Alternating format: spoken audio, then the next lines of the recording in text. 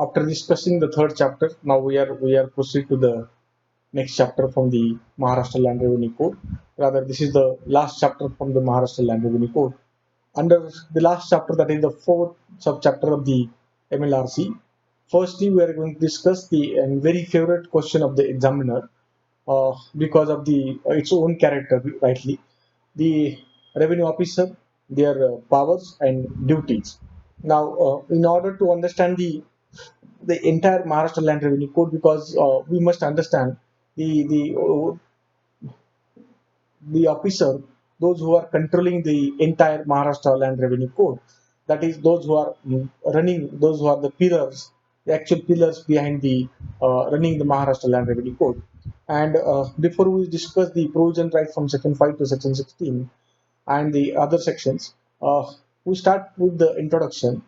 And as we are aware that the if you go to the history of the land administration, that right from the kingship, rather, the main source of the income is the land, and that is the land revenue, and the prosperity of the kingdom, rather, is based upon the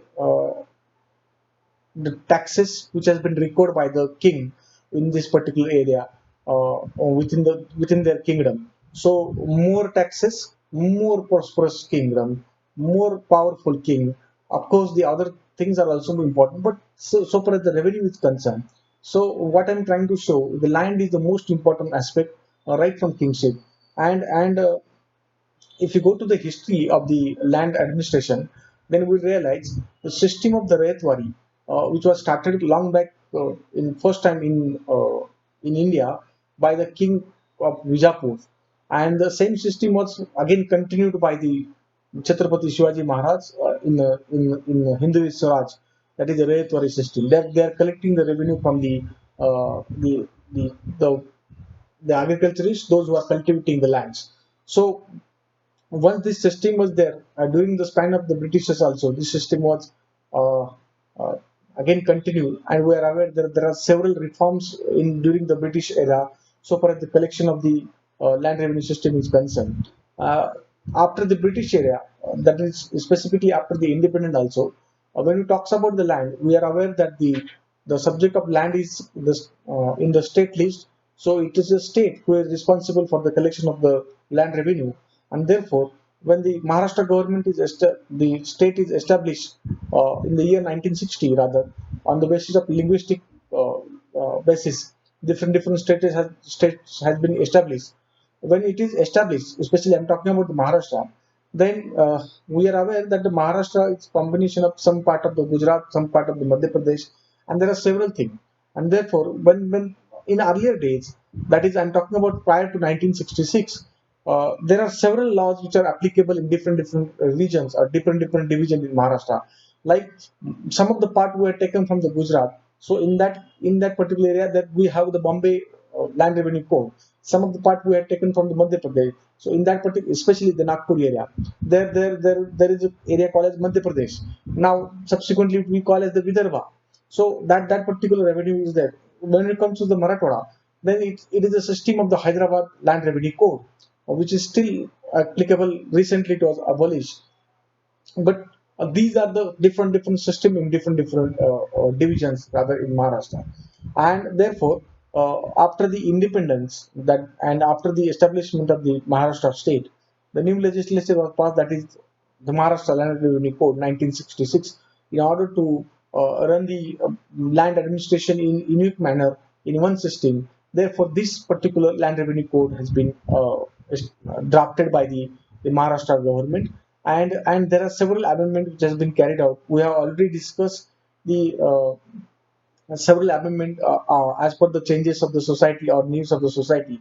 Now, after the drafting of 1966 Maharashtra Land Revenue Code, major amendment has been carried out in the year 1977 and subsequently 1976, 89, 2000, recent also.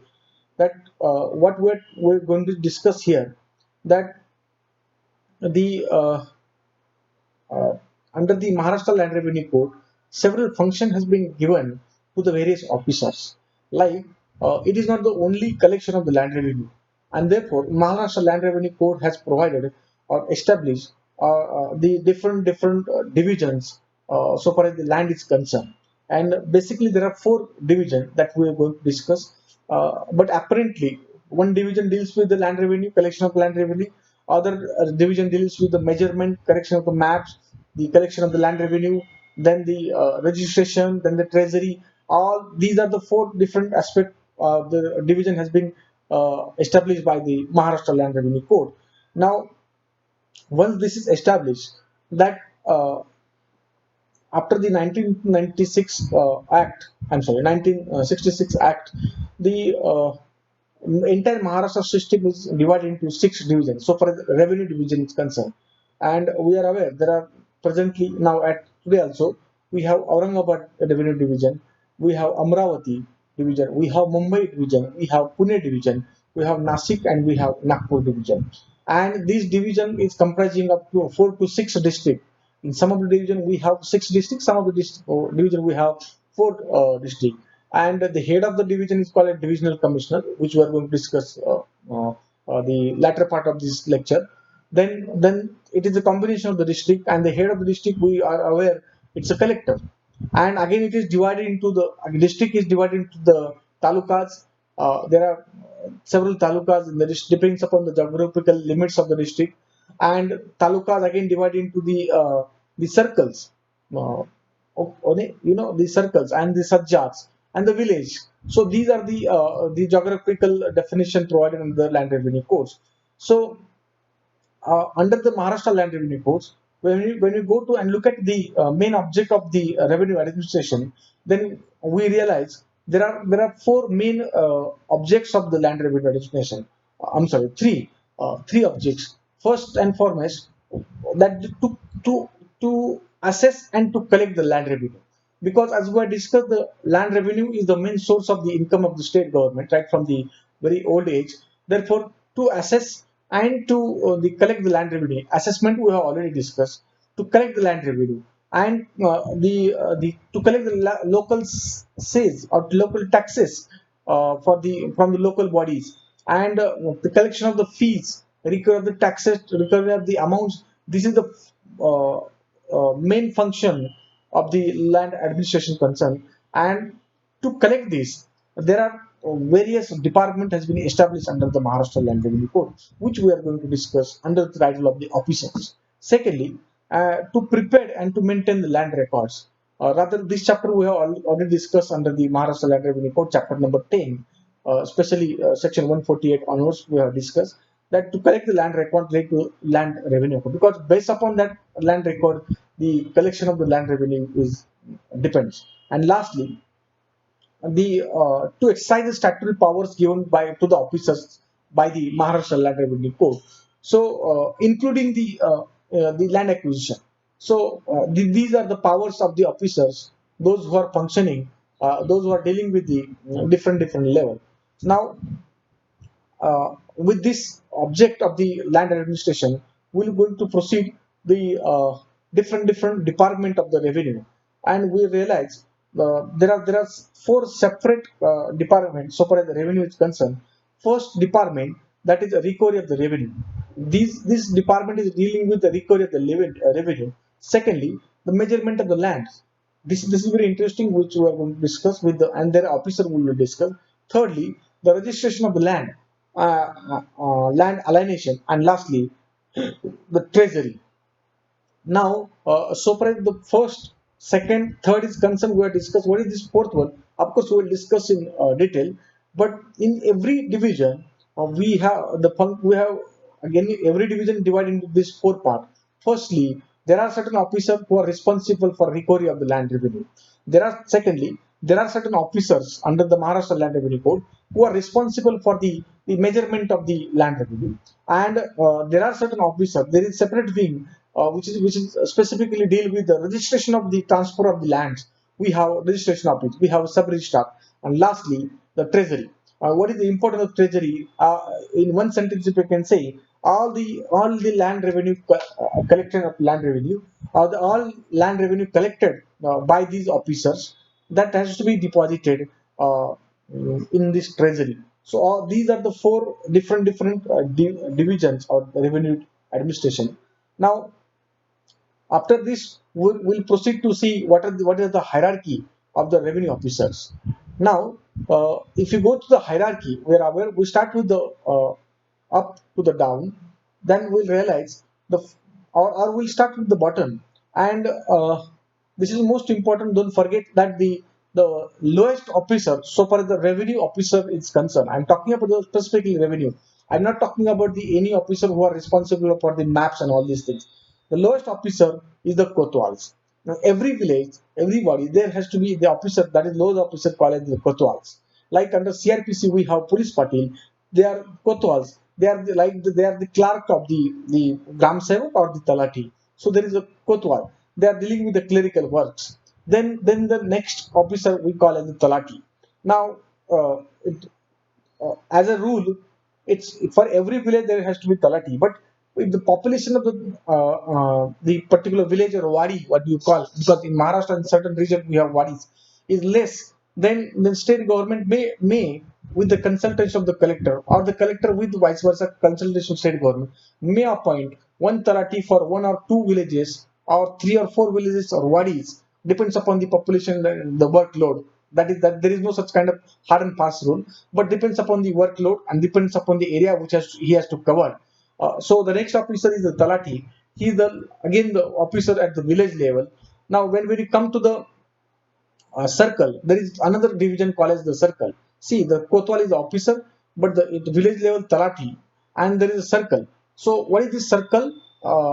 Circle is one kind of place which is rather where we can which is uh, more near to the other village, or which is very frequently used for the sitting all the stalactite in particular area, and there is one officer called as the circle officer.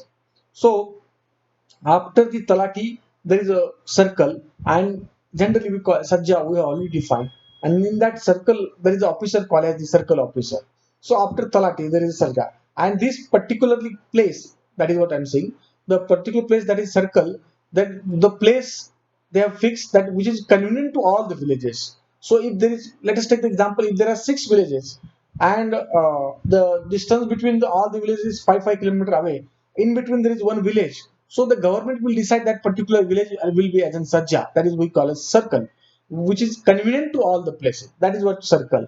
Now after the circle, when you come to the taluka level, there is an officer of the taluka head, what you call as the tahsildar, and there may be one or two naib tahsildar and naib tahsildars. So tahsildar is the head of the particular talukas. After tahsildar, circle. After circle, there is a talati and the kotwal. So this is the hierarchy. And after the tahsildar, then again there is a subdivisional officer. So subdivisional officers, they are the officer at the for the of the post of the assistant collector. And so this is one step before the collector office or additional collector office. So they are the subdivisional. Subdivision is division of the district. So in one district there might be three or four subdivisions. Like if it talks about the Pune, then we are aware there is different divisions has been carried out, and in different divisions there is one officer called as SDO. They are at the level of the additional collector. Let us take example. We have the in Pune district, that Baramati subdivision office. In Baramati subdivision office, the officer, that is subdivision officer, he is the head of Indapur taluka as well as the Baramati also. So it's a combination of two taluka. That is what I'm pointing. Or when we talks about the Mawal and Mulchi, there is one officer. So sometimes it's a one taluka, sometimes it's a two. Depends upon the again geographical and workload of that particular area. After this, then we have the collectors. Then that collector is at a district level, and to assist the collector there might be two or three or four, depends upon the work, additional collectors to assist the collector. And after the collectors, in a division level, like we are discussed, there are six divisions. The officer called as divisional commissioner, who is the head of the six or the four to six district within that division. Like we have Pune division, which includes Satara, Sangli, Kolhapur, and Solapur, and Pune. So all these districts is division is the divisional commissioner. After the divisional commissioner, there is another officer called as the secretary. So after the secretary, there is an officer called as the revenue minister. He is also the public servant. So revenue minister will be work as one of the judge in this particular authority, and therefore, say for instance, why this hierarchy came into picture. Let us take the example. Suppose we have discussed the provision under section 148, 149, 150 also, and 150 says whenever any person has purchased the property, it is the duty of the registrar to inform that this particular property has been purchased and the mutation has to be carried out accordingly. But this is not done most of the times by these officers because of their own problem. That is a different subject rather. But say for instance, tomorrow you purchase the property by sell deed, and that is what the third wing is, registration office. And after the sell deed, you made an application for mutation of your name in the place of the earlier owner, and you have to make an application to the talati, that is the lowest officer. You made an application. The talati has followed the procedure under section 148 of the Maharashtra Land Revenue Code. He sent the notice for the interested person. He published the notice in the Chowdi, and unfortunately, the objection raised from the person, and that objection has been rejected. Then, after that, of course, it is by the circle, decided by the circle, because once there is objection, then Talati will forward to the circle. This is what the procedure. If there is no objection, then it is just forward for for continuation or the signature, and circle will be no mutual entry, and he will say yes, carried out the mutation, then it will be carried out. But if there is objection, then he will send to the circle, and circle will pass the order stating that uh, whether it is rejection. Take the example: this objection has been rejected. After the circle, then the appeal lies to the Tahsildar. Then Tahsildar will decide whether whose name should be reflected from the Tahsildar to the SDO, from SDO to the additional collector or the collector as the case may be, depends upon the deputation of the work. From the collector, then to the divisional commissioner. But see, as we have discussed, don't of course when discussing the appeal and revision, we'll discuss there are only two appeals lies under the Maharashtra Land Revenue Code. After appeal, there is a revision, and revision then the writ petition. That is what we will discuss. So after the second appeal, then when there is a revision, the aggrieved person may have to file the revision to the divisional commissioner, and from divisional commissioner, aggrieved person has to file the office objection to the revenue minister. Even though there is a secretary, but that secretary is for the administration work. And secretary will not conducting the appeals. It's a revenue minister who will conduct the appeals from the order of the divisional commissioner. And after the order of the revenue minister, that is read petition, that is appeal, our aggrieved person may file read petition to the high court and judicature. So this is what the hierarchy is. So from revenue again go to the judiciary. This is in case of the revenue. When you talk about the measurement officers, those who are dealing with the maps and all these things, because this is the second category, then you realize in the measurement hierarchy, the lowest officer we call as the land surveyor, that is land measurer. After land measurer, there is officer called as surveyor, and after surveyor, there is an officer that is, now it is very disputed aspect whether this land surveyor or the measurer they are the government officer or not. That is different dispute aspect. But we are here that the after the land measurer there is an officer called as TILR. We have already discussed. That is called as Taluka Inspector of Land Record. So he's a gazetted officer, and from TLR appeal lies to the District Inspector of the Land Record, and from District Inspector there is another officer that is called as the Superintendent of Land Record, SLP, SLR, what do you call it? I'm sorry. So after Superintendent of Land Record, there is another very interesting post that is called as Deputy Director of Land Record, and there is another officer that is called as Director of Land Record, which is for the state, interstate, and then after the Deputy Director of Land Record, there is an officer called as the Settlement Commissioner. So we have already discussed in case of the assessment and measurement the function of the settlement commissioner. And after the settlement commissioner, of course, administratively there is a secretary, and then again come to the revenue minister. So all these officers they comes under the the hierarchy of the revenue ministry. So this is the second aspect. Now, apart from this, we have discussed the two another wings. That is third and fourth, which we are going to discuss. That the registration of land alienation. See, we are aware under the Transfer of Property Act also and under the Registration Act also, especially Section 17, it is provided that Registration Act that whenever any property has to be transferred and if it is value more than 100 rupees, then it has to be transferred by compulsory registered documents. Otherwise, it will become well white documents. So the another wing in this Master Land Revenue Code is the registration officers. So what is their duty? Their duty to see whether the person who is selling has a name is reflected on seven track. He can't decide the ownership, but he has to see only whether his name is there. And secondly, whether the correct stamp amount has been paid or not. That is what his function. And after this, he has to register the what do you call the documents, and that officer we call as sub registrar office. Now there is another wing we call as treasury. Now, most of you are aware what is treasury, where the government revenue, that is the amount has been kept, that is called as a revenue. All the government, including the revenue office, whether it is a register, stamp duty, etc., attachment value, fine, everything has been dealt by the this particular aspect called as the treasury. So all these are the main aspects or the main functions of the aspect. Now we are going to proceed the legal provisions from the Maharashtra Land Revenue Code. So far as the revenue officer, their power and duties are concerned, especially Section 5 to Section 16 deal with this aspect. And in order to understand in easy manner, or under to understand the easy understanding, intentionally I have divided this chapter into different as a hierarchy level, as we have discussed just now. So far as the revenue officers are concerned, I'm talking about only the revenue officers. Uh, Revenue officers are concerned, we are aware there is a division. In that division, the head of the division called as divisional commissioner. Section 5 and 6 of the Maharashtra Land Revenue Code deal with this aspect called as the divisional power of the divisional officer and their duties. And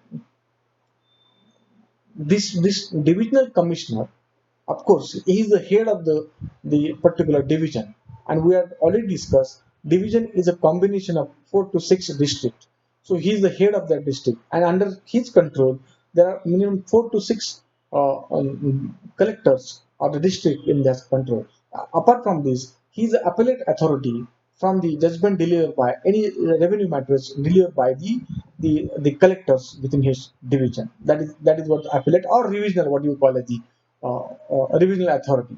Now, of course, subject to the control of the state government, he is the superintendent and having the control over the divisions. Of course, there is ultimate control by the state government, but and it's a state government power.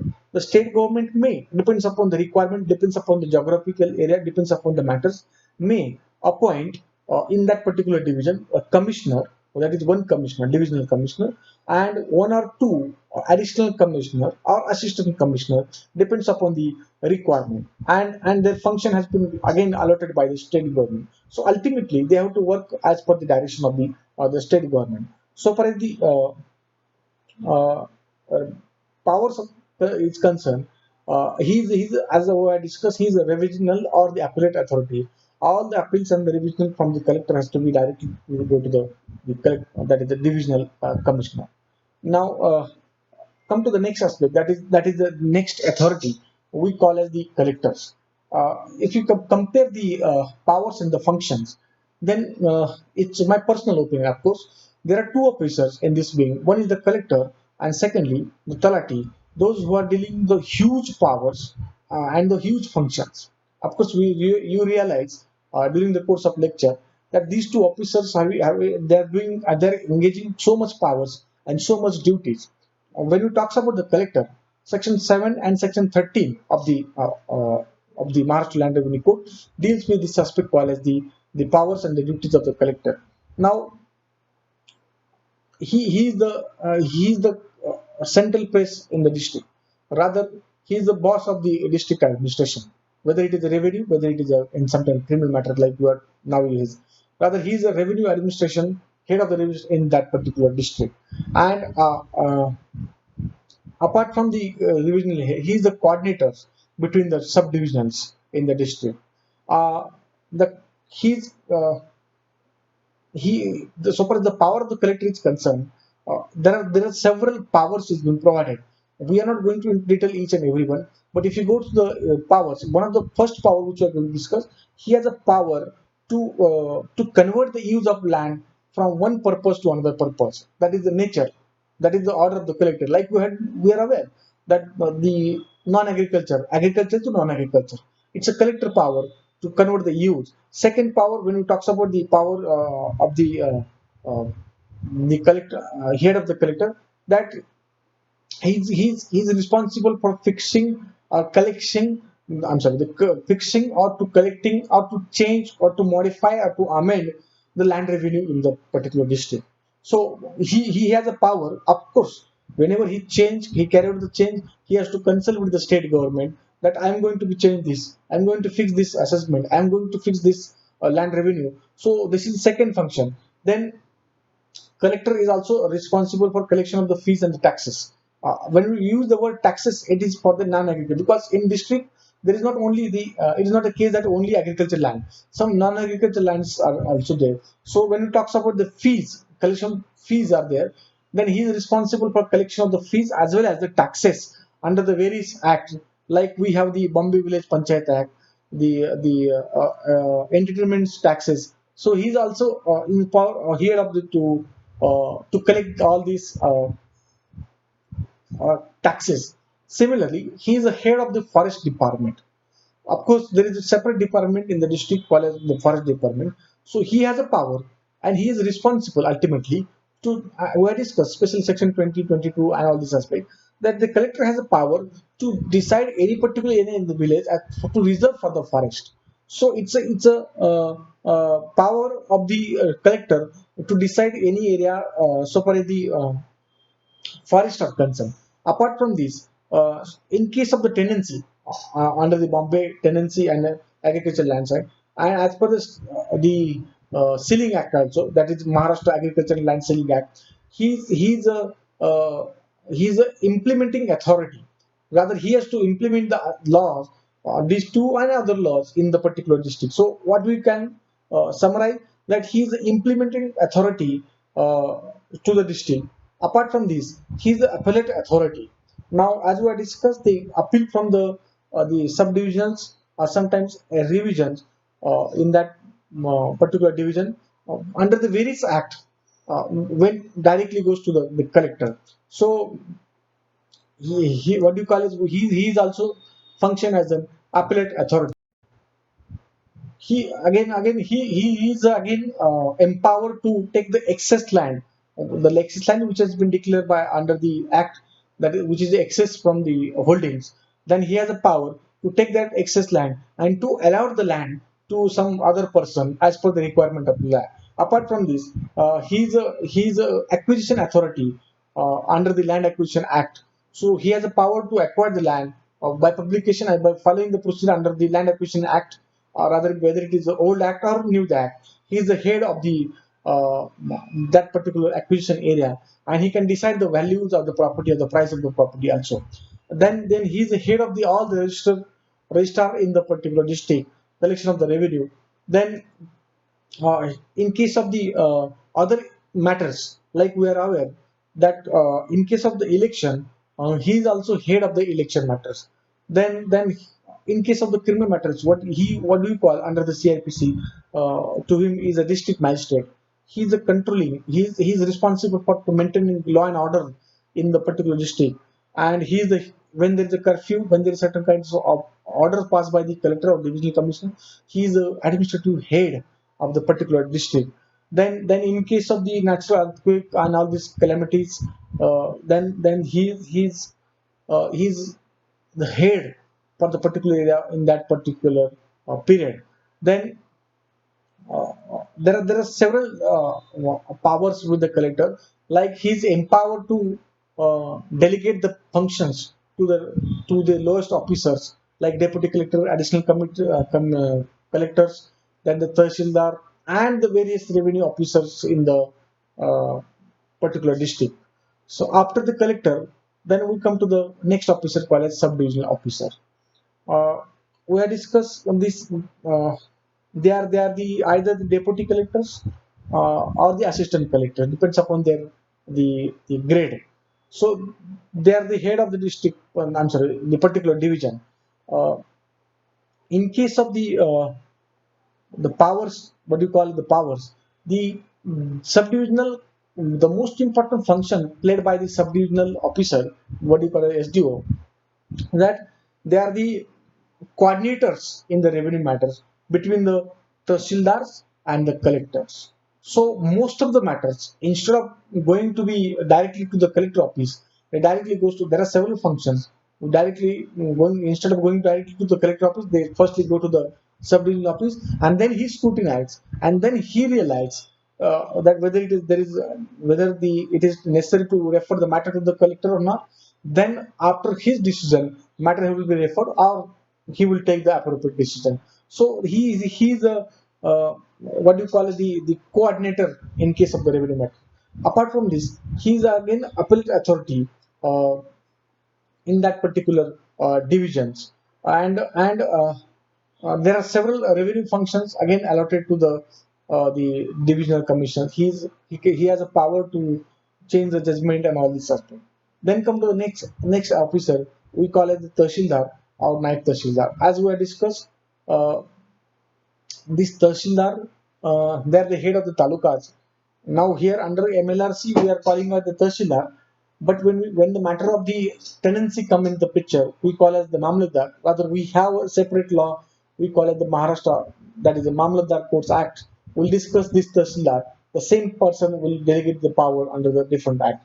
So uh, he is the officer in charge of that particular tahsil, what do you call it, the division, taluka. Similarly, he is the coordinator between the circles and the subdivisionals and the lower officers to the hierarchy, and he is also responsible uh, to collect the revenue in that particular village. Similarly, he's also some in some cases he's appellate authority. He is also responsible law and order in particular taluka on that particular divisions. Then he is also implementing authority so far as the new legislation has been concerned. Uh, then, in case of the election period, also he's in charge of that particular that particular assembly when the election has been declared. Then, so far as the powers are concerned under the CRPC, he will be called as an executive magistrate when he is function under the CRPC. After the Tahsildar, the next officer is the circle officer. As we have discussed, the circle officer is above the rank of the Talati, and he is sitting in the circle.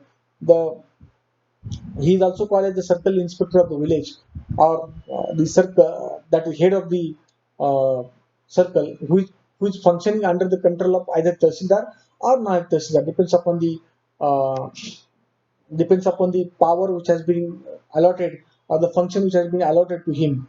The most important function is the of the night person. I'm sorry, the circle officer is he has to perform all the duties which has been deputed or allotted to him by the tahsildar or the lower office, that is the higher officer.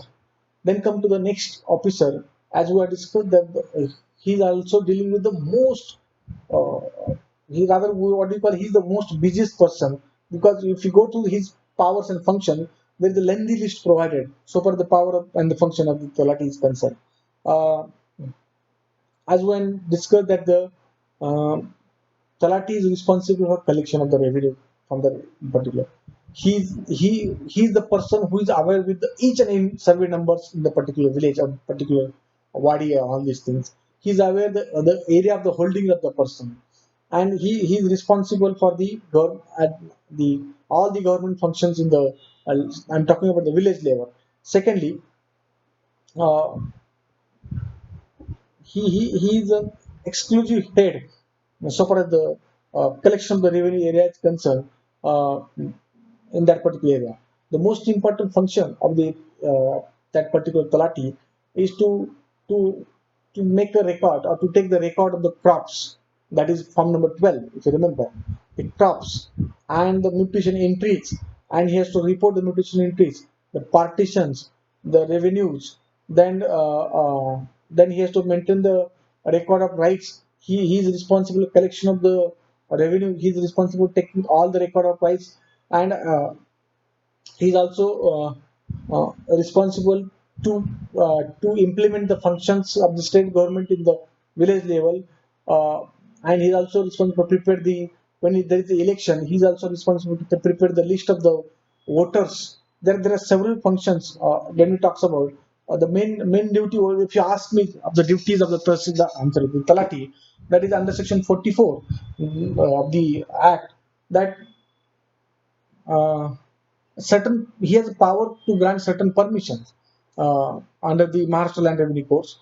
Then when we talks about the collection of the revenue, it is the duty of the Talati that once he receives the amount that is we call as the land revenue from the holders, then he has to deposit in what you call as the treasury before the first April of the every year, and he is responsible for the accounts in that particular collection of the revenue. He on basis of his report, the further order will be passed whether any person is a defaulter or not. So all these are the major functions of the Talati. So these are the powers and these are the other officers, the powers and duties of the revenue officer. It's very easy and very simple to write the answer in examination also.